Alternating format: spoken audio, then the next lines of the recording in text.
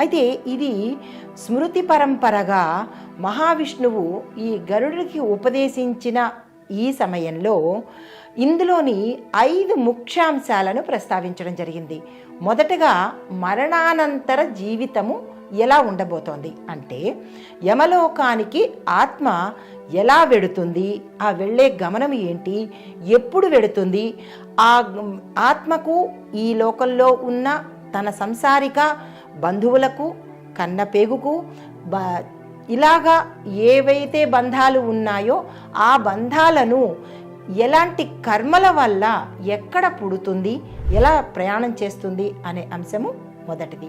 రెండవది పితృకర్మలు అంటే శవ సంస్కారము, అస్థికలు నిర్వహణ, చనిపోయిన తర్వాత ఆ అస్థికలను ఎలా చెయ్యాలి, ఎక్కడ చేస్తే, ఎక్కడ వదిలితే ఆ ఆత్మకు మోక్షం కలుగుతుంది అనే అంశాలను, శ్రాద్ధ కర్మలు కూడా ఎలా చెయ్యాలి, ఎలా చేస్తే ఆ ఆత్మకు ఈ జీవికి అంటే వారి పుత్రులకు కానీ వారి వంశస్థులకు కానీ ఎటువంటి పీడలు, ఆ పితృదోషాలు తగలవు అనే అంశాలను పొందుపరుస్తూ, మూడవది పాప పుణ్య ఫలితాలను అంటే ఈ పుణ్యకర్మల ఫలితాలు చేసుకుంటే ఆ జీవికి మోక్షం కలుగుతుందా, చేసిన పాపకర్మల వల్ల ఆ జీవికి నరకం కలుగుతుందా, నరకంలో ఎన్నాళ్ళు ఉండాలి, ఇలాంటి అంశాలను పొందుపరచడమైంది.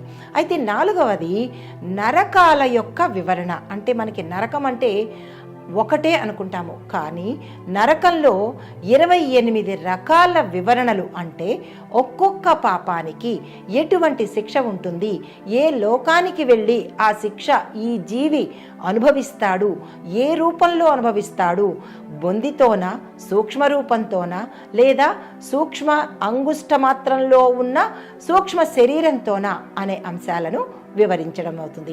తరువాత ముక్తి మార్గము. ఇవన్నీ జరిగిన తరువాత ఆత్మకు మోక్షం ఎలా కలుగుతుంది, ఏమి చేస్తే ఆ ఆత్మకు మోక్షానికి వెళ్ళడం జరుగుతుంది, ఆ పని ఎవరు చెయ్యాలి, వారి కుటుంబీకులా లేదంటే ఈ ఆత్మ గతంలో చేసుకున్న కర్మల ఫలితమా అనే అంశాలను వివరించడం అవుతుంది.